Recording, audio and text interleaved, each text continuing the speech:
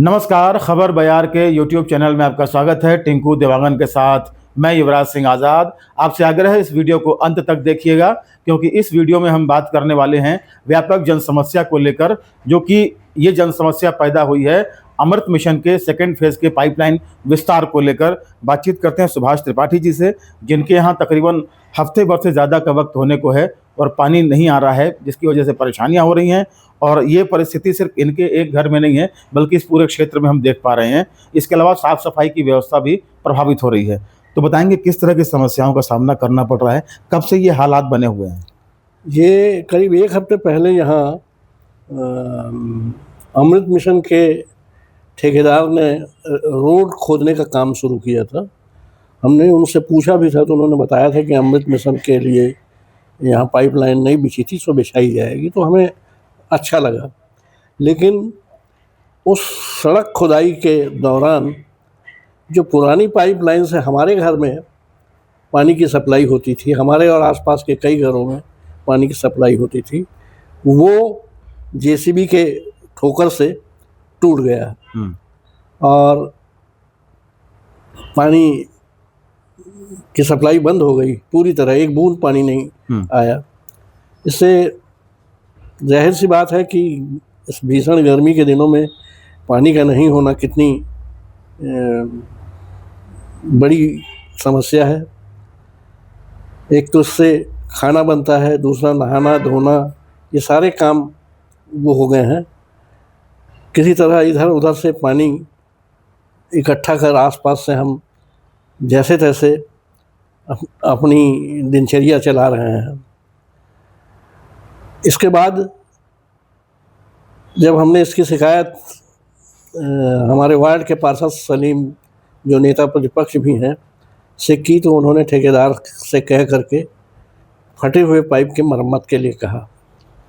ये मरम्मत कार्य भी पिछले एक हफ्ते से चल रहा है, लेकिन ठेकेदार के वर्कर अभी तक उसको मुकम्मल तौर पर ठीक नहीं कर पाए हैं और आज भी काम चल रहा है। आज शायद 8वां दिन है। तो अगर यही हालत रही तो या तो हमको अपने घर से कहीं दूसरी जगह जाना पड़ेगा या बिना पानी के रहना पड़ेगा, वो भी इस भीषण गर्मी में।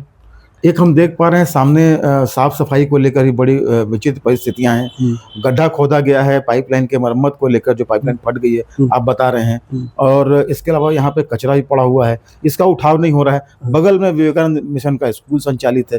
तो ये कितनी विषम परिस्थितियां बनती जा रही हैं। हाँ, ये सामने में एक तिमंजिला मकान बन रहा है, वो अपने सामने की जगह में ढलाई करा रहा है, इसलिए उसने अपने वहाँ रखे मलबे को हमारे घर के बगल में डाल दिया है।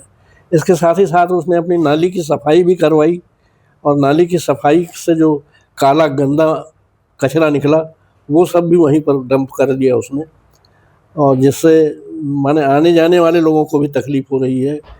और सड़क खुदाई की वजह से वो सड़क की चौड़ाई इतनी सिकुड़ गई है कि यहाँ से गुजरने वाले वाहनों को भी भारी परेशानियों का सामना करना पड़ता है और हादसों का खतरा हमेशा बना रहता है। और सफाई के नहीं होने से उसका जो स्वास्थ्य पर दुष्प्रभाव पड़ रहा है वो अलग है।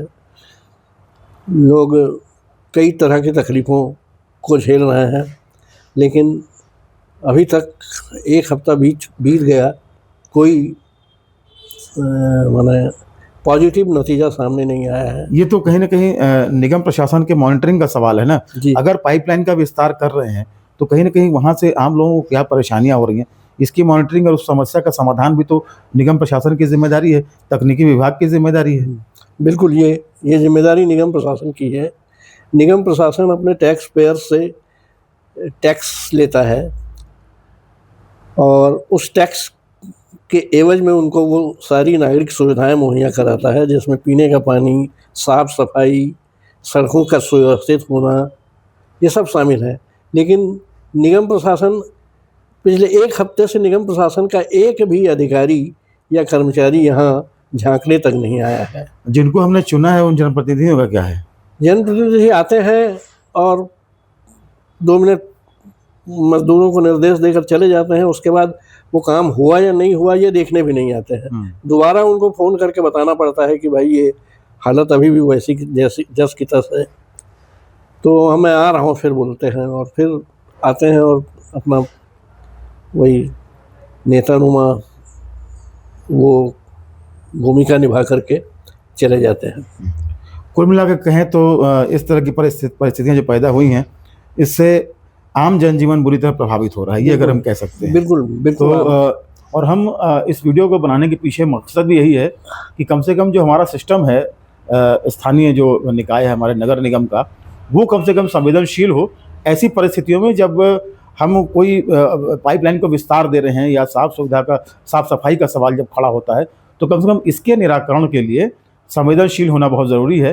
क्योंकि जिस तरीके से त्रिपाठी जी ने कहा कि अगर आप टैक्स लेते हैं तो कम से कम शहर की जनता की समस्याओं का समाधान करने की जिम्मेदारी भी आपकी है। बहरहाल इस वीडियो में बस इतना ही। खबर बयार के यूट्यूब चैनल को अधिक से अधिक सब्सक्राइब करें, हमारे कंटेंट लाइक करें, शेयर करें, और प्लीज़ हम निगम प्रशासन से ये उम्मीद करते हैं कि इस तरह की समस्याओं को लेकर संवेदनशील होकर काम करें, जिससे कि लोग समस्याओं से निजात पा सकें। नमस्कार।